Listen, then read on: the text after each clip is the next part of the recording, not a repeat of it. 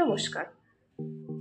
আপনি কি আপনার সঙ্গীর সঙ্গে মানসিকভাবে খুব কাছের মানুষ, কিন্তু তবুও লক্ষ্য করেছেন যৌন আগ্রহ বা উত্তেজনা আগের মতো আর নেই?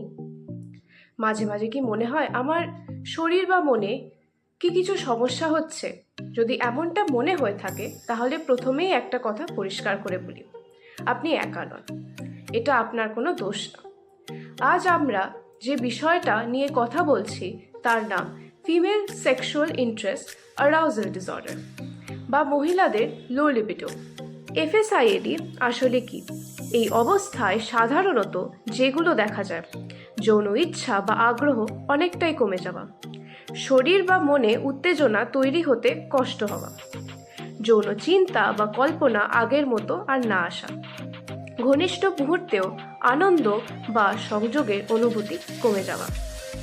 গুরুত্বপূর্ণ কথা, সব মানুষের লিবিডো ওঠানামা করে, এটা স্বাভাবিক। কিন্তু যখন এই পরিবর্তনটা আপনাকে মানসিক কষ্ট দেয়, সম্পর্কে দূরত্ব তৈরি করে, নিজের প্রতি সন্দেহ বা আত্মসম্মান কমিয়ে দেয়, তখন সেটাকে আর স্বাভাবিক বলে এড়িয়ে যাওয়া যায় না। তখন আমরা এটাকে সমস্যা বলবো। যদি এই বিষয়গুলো 6 মাস বা তার বেশি সময় ধরে চলতে থাকে, নিজে থেকে ঘনিষ্ঠ হতে ইচ্ছা না করা, উত্তেজনা বা স্বাভাবিক লুব্রিকেশন কম অনুভব করা, ঘনিষ্ঠ মুহূর্তে মনটা যেন কোথাও নেই এই অনুভূতি, ইচ্ছাকৃত বা অজান্তেই যৌন সম্পর্ক এড়িয়ে চলা, যৌনতা নিয়ে অপরাধবোধ, হতাশা বা অস্বস্তি, তাহলে একজন হোলিস্টিক কনসালটেন্টের সঙ্গে যোগাযোগ করতে হবে। কেন এমন হয়? এফএসআইএডি কোনো একটাই কারণে হয় না। এটা শরীর, মন, অভিজ্ঞতা সব মিলিয়ে তৈরি হয়।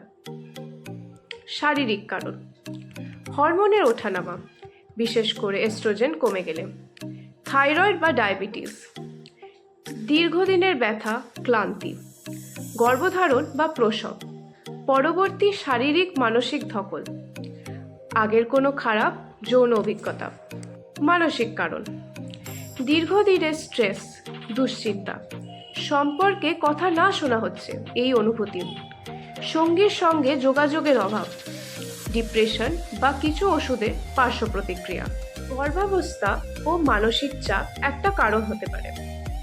গর্ভাবস্থায় বা নতুন মা হওয়ার পর ঘুমের অভাব, ক্লান্তি, একা লাগা, সব মিলিয়ে যৌন ইচ্ছা কমে যেতেই পারে। এটা স্বাভাবিক। এটার মানে আপনি ভালো সঙ্গী নন, এটা না। কিভাবে আমরা আপনার চিকিৎসা করতে পারি? কিছু কার্যকর পদ্ধতি: CBT, cognitive behavioural therapy, trauma informed counselling, sex therapy, আর জীবনযাত্রায় ছোট কিছু পরিবর্তন, স্ট্রেস কমানো, নিয়মিত হালকা ব্যায়াম, ভালো ঘুম, এর সাথে সঠিক ব্যাক ফ্লাওয়ার, ইলেকট্রোহোমিওপ্যাথি ওষুধের ব্যবহার এবং শারীরিক বিভিন্ন ইনঅর্গ্যানিক সল্টের অভাব পূরণের জন্য বায়োকেমিক ওষুধ খাওয়া, কাউন্সিলরের কাছে থেরাপি নেওয়া।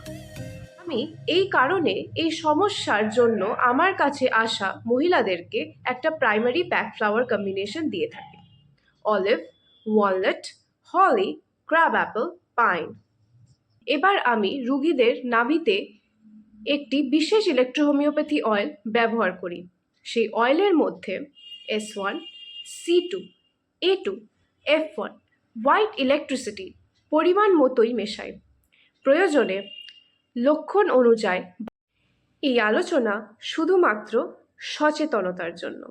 নিজের শারীরিক বা মানসিক সমস্যার জন্য অবশ্যই একজন কাউন্সেলিং সাইকোলজিস্ট এবং তার সাথে সাথে একজন ভালো হোলিস্টিক কনসালটেন্টের সাথে যোগাযোগ করুন।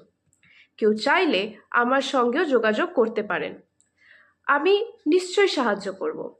ভিডিওতে বলা ওষুধগুলো নিজে নিজে খাবেন না। তাতে কোনো বিরূপ প্রতিক্রিয়া হলে আমি কোনোভাবে দায়ী নই। ভিডিওতে দেওয়া মোবাইল নম্বরে হোয়াটসঅ্যাপ করুন পেড কনসালটেশনের জন্য। আপনি নিশ্চয়ই ভালো হয়ে যাবেন। নমস্কার।